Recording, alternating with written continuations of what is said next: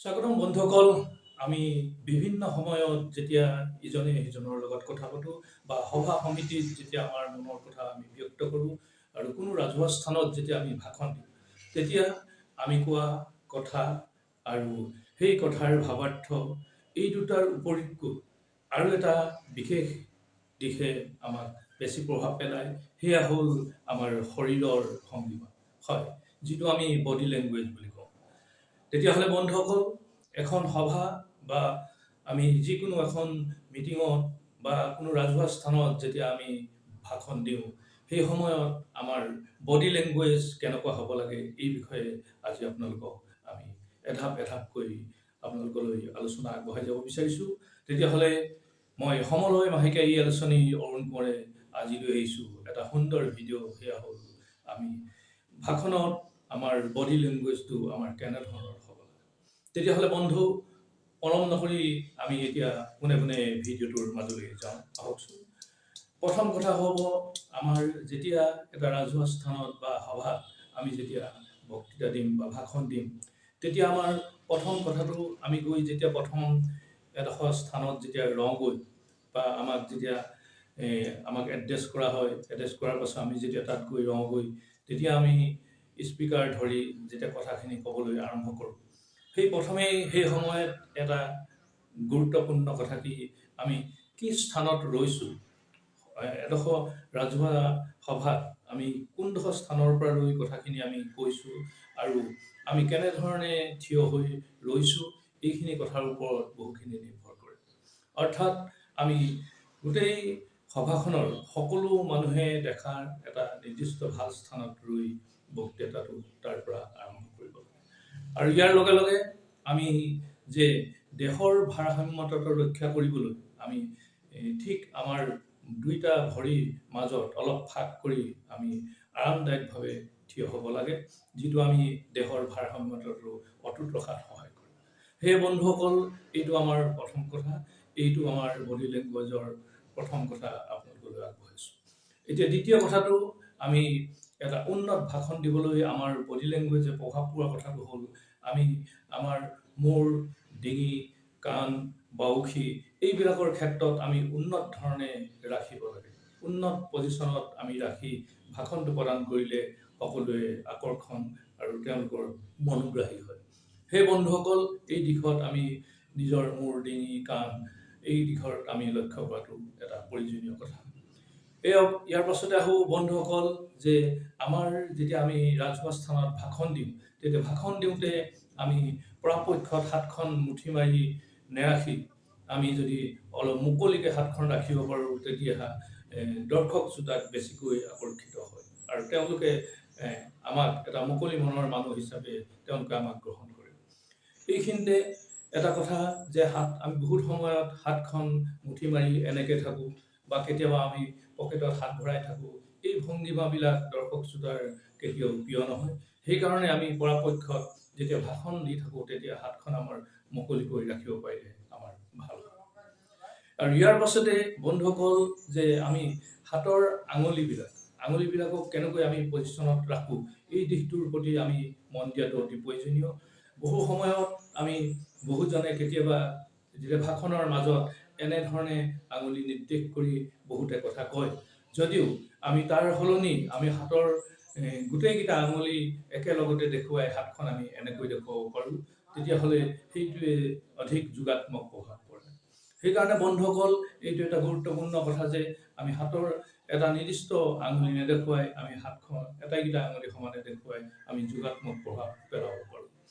সেই বন্ধুসকল, আৰু এটা গুৰুত্বপূৰ্ণ কথা হৈছে যে আমি যেতিয়া ভাষণ দিওঁ, কোনো জনসভাত যেতিয়া ভাষণ দিওঁ, তেতিয়া সেই ভাষণৰ সময়ত আমি আমাৰ দেহটো বেছিকৈ আমি লৰাব নালাগে। এটা আমি নিৰ্দিষ্ট কথা কওঁতে আমাৰ শৰীৰটো অলপ কিছু লৰিবই, এইটো স্বাভাৱিক, কিন্তু আমি বেছিকৈ লৰালে তাত এটা আমাৰ চঞ্চলতাটো বেছিকৈ প্ৰকাশ পায় আৰু দৰ্শক শ্ৰোতাই সেই কথাটো ইমান ধৰণে আদৰি নলয়। সেয়েহে ইফালৰ পৰা ইফালে মুখ কৰি বা বডিটো বেছিকৈ লৰাই আমি ভাষণ কেতিয়াও দিব নালাগে। সেই বন্ধুসকল, আৰু এটা গুৰুত্বপূৰ্ণ কথা আমি যেতিয়া ভাষণ দিওঁতে আমি কোনোৱে কেতিয়াবা কাণ খজুৱাওঁ, কেতিয়াবা মূৰ খজুৱাওঁ, কেতিয়াবা ডিঙি খজুৱাওঁ, কেতিয়াবা নাক খজুৱাওঁ, এনেকুৱাবিলাক আমি কাম ভংগীমা আমি ক'ব নোৱাৰাকৈ আমি দি থাকোঁ। সেই ক্ষেত্ৰত এইখিনিৰ পৰা যাতে আমি অলপ সতৰ্ক হওঁ, তেনেধৰণৰ আমি যাতে আচৰণ তাত নকৰি মুকলি মনে যাতে ভাষণটো আমি দিব পাৰোঁ, এই ক্ষেত্ৰত আমি গুৰুত্ব দিব লাগে। সেই বন্ধুসকল, এইকেইটা কথা আপোনালোকক অৱগত কৰিলোঁ। তাৰ উপৰিও আমি এটা সুন্দৰ ভাষণ প্ৰদান কৰিবলৈ আমাৰ বডি লেংগুৱেজে কেনেকৈ আমাক প্ৰভাৱ পেলায়, সেয়া হ'ল আৰু এটা কথা হ'ল আমাৰ চকুৰ দৃষ্টি। হয়, চকুৰ দৃষ্টিয়ে বহু কথা প্ৰকাশ কৰে। আমি দৰ্শক শ্ৰোতা যেতিয়া ডাঙৰ জনসভাত যেতিয়া আমি ভাষণ দি থাকোঁ, তেতিয়া ভাষণ দি থাকোঁতে আমাৰ চকুৰ দৃষ্টি পৰাপক্ষত সকলো দৰ্শক শ্ৰোতাক সাঙুৰি এবাৰ আমি চকুৰ দৃষ্টিৰে চাব পাৰিলে বেছ ভাল হয়। আৰু তাৰ পাছতে আমাৰ দৃষ্টি যাতে দৰ্শক শ্ৰোতাৰ লগত এটা কণ্টেক্টত থাকে, সেই কথাটো আমি চাব লাগে। আমি যদি দৰ্শক শ্ৰোতাৰ সলনি বেলেগ এফালে কোনোফালে চাই থাকোঁ, তেনেধৰণে আমি যদি কথাটো ব্যক্ত কৰোঁ, সেইখিনি কথা দৰ্শক শ্ৰোতাই আদৰি নল'ব। সেই বন্ধুসকল, এই ক্ষেত্ৰত আমাৰ চকুৰ দৃষ্টি দৰ্শক শ্ৰোতাৰ লগত যাতে এটা সমান্তৰাল দিশত থাকে, সেই কথাটো আমি ভালকৈ লক্ষ্য কৰিব লাগে। ইয়াৰ পাছতে এটা অতি আৰু লাগতিয়াল কথা যে বডি লেংগুৱেজৰ ক্ষেত্ৰত, ভাষণৰ ক্ষেত্ৰত, সেয়া হ'ল আমি দৰ্শক শ্ৰোতাৰ অনুপাতে বা আমি কিমান বহল ডাঙৰ জনসমাজত বা কিমান দীঘল দৰ্শক শ্ৰোতা থকা শাৰীত আমি কথাখিনি কৈছোঁ, ব্যক্ত কৰিছোঁ, সেইখিনি কথালৈ লক্ষ্য কৰি যদি আমাৰ কম দৰ্শক শ্ৰোতাৰ মাজত আমি ভাষণ দিওঁ, তেতিয়াহ'লে আমি হাতৰ অংগী ভংগীবিলাক ইমান ওপৰলৈ নেদাঙিলেও হয়। কিন্তু আমি বহুত দূৰলৈ যেতিয়া দৰ্শক শ্ৰোতা থাকিব, তেওঁলোকে দেখা পোৱাকৈ আমি আমাৰ হাতৰ অংগী ভংগীবিলাক সিমান উচ্চ স্তৰলৈ দাঙি তেওঁলোকক আমি তেনেধৰণে আমি ভাষণ ৰাখিব লাগে। যেনে নমস্কাৰ এটা দিওঁতে যদি আমি এনেকৈ দিওঁ, তেতিয়াহ'লে ইমান ভালকৈ নেদেখিব পাৰে। কিন্তু আমি বহুত দূৰত যে দৰ্শক শ্ৰোতা আছে, তেতিয়া ওপৰলৈ যদি আমি ভালকৈ দাঙি পিনাই যদি আমি নমস্কাৰটো দিওঁ, তেতিয়াহ'লে নিশ্চয় তেওঁলোকে তাক সুন্দৰভাৱে দেখা পাব আৰু গ্ৰহণ কৰিব। ইয়াৰ পাছতে প্ৰিয় বন্ধুসকল, আমি আৰু এটা বডি লেংগুৱেজৰ ক্ষেত্ৰত এটা গুৰুত্বপূৰ্ণ কথা হ'ল কি, আমাৰ দেহত আমি ভাষণ দিওঁতে আমি কি সাজ পোছাক পৰিধান কৰিছোঁ, আৰু সেই সাজ পোছাকৰ ওপৰত বহুখিনি কথা নিৰ্ভৰ কৰে। কিয়নো সাজ পোছাকে মানুহৰ বাহ্যিক ৰূপটো এটা প্ৰকাশ কৰে, আৰু তাত মানুহজনৰ যিটো ব্যক্তিত্ব আৰু তেওঁৰ মাৰ্জিত সাজ পোছাকে সেইখিনিত প্ৰভাৱ পেলায়। সেয়েহে বন্ধুসকল, আমি বডি লেংগুৱেজৰ ক্ষেত্ৰত সাজ পোছাকৰ দিশটো আহি পৰে।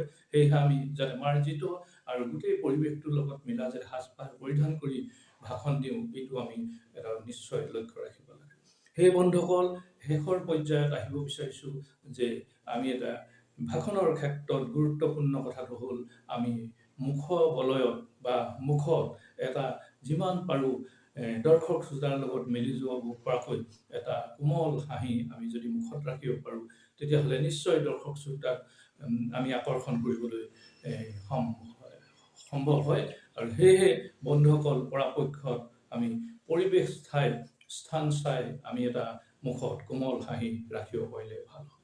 সেই বন্ধুসকল, এই 10টা পইণ্ট আপোনালোকলৈ আজি লৈ আহিলোঁ যে আমি ভাষণৰ ক্ষেত্ৰত আমাৰ বডি লেংগুৱেজ কেনেকুৱা হ'লে দৰ্শক শ্ৰোতাক এটা যোগাত্মক প্ৰভাৱ পেলায়। সেয়েহে আপোনালোকৰ নিশ্চয় ভিডিঅ'টো চাই উপকৃত হৈছে।